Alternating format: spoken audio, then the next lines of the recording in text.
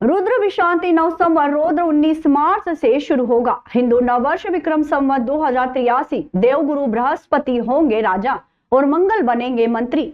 रौद्र संवत्सर में रक्षा क्षेत्र में आत्मनिर्भर होगा भारत। मध्य प्रदेश में बढ़ेंगे सिंहस्थ सहित अन्य धार्मिक आयोजन। हिंदू पंचांग के अनुसार नए साल की शुरुआत चैत्र माह के शुक्ल पक्ष की प्रतिपदा तिथि से होती है। इस वर्ष विक्रम संवत 2083 की शुरुआत 19 मार्च 2026 गुरुवार से हो रही है। धार्मिक मान्यता के अनुसार इस दिन ब्रह्मा ने सृष्टि की रचना की थी। नववर्ष की शुरुआत उत्तरा भाद्रपद नक्षत्र शुक्ल योग और मीन लग्न में होगी। ये समय ज्ञान, अध्ययन, गुरु पूजन, दान, पुण्य और जप के लिए अत्यंत शुभ माना जाता है। इस दिन से चैत्र नवरात्रि का भी आरंभ होगा, जो 27 मार्च 2026 शुक्रवार तक पूरे 9 दिनों तक चलेगी। पहले दिन 19 मार्च को घट स्थापना का शुभ मुहूर्त सुबह 6:52 से 10:10 बजे तक रहेगा।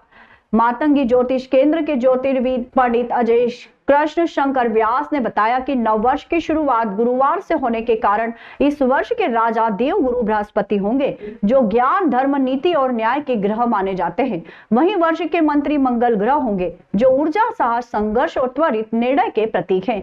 राजा और मंत्री के इस संयोजन वाले इस नए संवत का नाम रौद्र रखा गया है।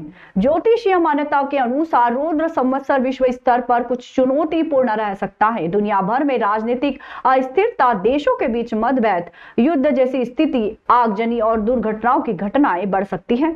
कहीं बारिश कम होने से फसलों पर असर और महंगाई बढ़ने की आशंका है, तो वहीं मंत्री मंगल के प्रभाव से प्रजा में धर्म और मंगलोत्सव के आयोजनों में वृद्धि होगी तथा अच्छी वर्षा से सुभिक्षता भी बनी रहेगी। भारत की आजादी के समय जन्म कुंडली और प्रधानमंत्री की पत्रिका में मंगल की महादशा चल रही है।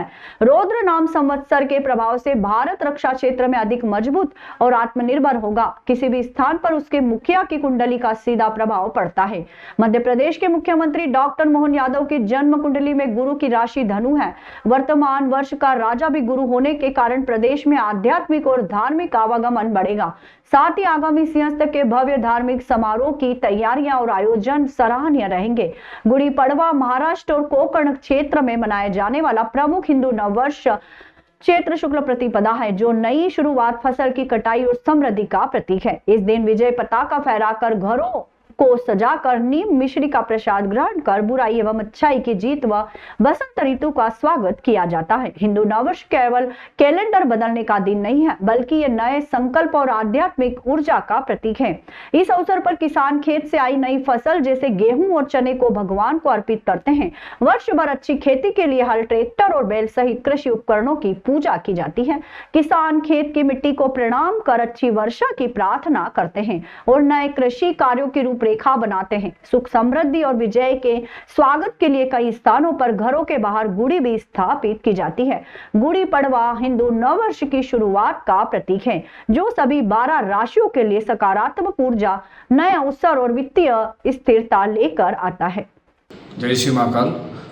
जैसा कि अंग्रेजी कैलेंडर के अनुसार 2026 चल रहा है, लेकिन सनातन धर्म के अनुसार विक्रम संवत 19 मार्च को गुरुवार के दिन लगने जा रहा है और इसमें विक्रम नव संवत्सर के रूप में रुद्र विशांति संवत्सर रौद्र के राजा गुरु रहेंगे और मंत्री मंगल रहेंगे। गुरु राजा होने के कारण पूरे भारतवर्ष सहित देश विदेश में धर्म का प्रभाव विशेष रूप से देखा जाएगा और धर्म का जो पालन करने के रूप में मंत्रिमंडल मंगल की भूमिका निभाएंगे। इस वर्ष गुरु का राजा होना एक अत्यंत भारत के लिए एक विशेष रूप से देखा जाएगा, क्योंकि भारत धार्मिक दृष्टिकोण से विशेष महत्व रखता है और गुरु के राजा होने के साथ साथ में मंगल का प्रभाव विशेष रूप से भारत की कुंडली में अभी वर्तमान दौर में चल रहा है। और माननीय प्रधानमंत्री नरेंद्र मोदी जी की पत्रिका में भी मंगल की महादशा चल रही है, इसलिए आत्मरक्षा के लिए भारत इस वर्ष बहुत मजबूत रूप में उभरेगा। धार्मिक दृष्टिकोण के साथ में अन्य चीज़ों को हम देखें तो प्रभावशील में देखा जाएगा। और मध्य प्रदेश की अगर बात की जाए तो सिंहस्थ महापर्व 2028 की विशेष तैयारियां जो इस वर्ष माननीय मुख्यमंत्री जी के द्वारा की जा रही है वो भी सराहनीय मानी जाएगी, क्योंकि माननीय मुख्यमंत्री जी की पत्रिका में धनु राशि और धनु राशि का स्वामी भी गुरु होने से यह वर्ष बहुत महत्वपूर्ण है।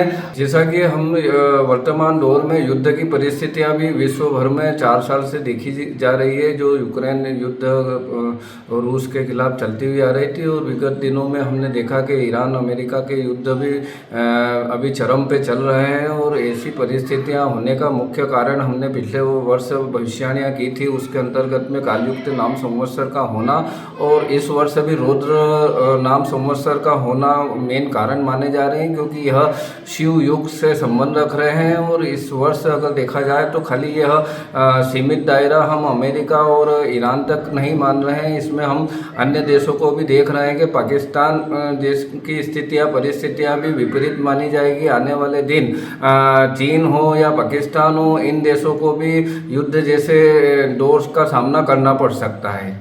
आप सभी को नूतन नव वर्ष की हार्दिक मंगलमय शुभकामना। जय श्री महाकाल।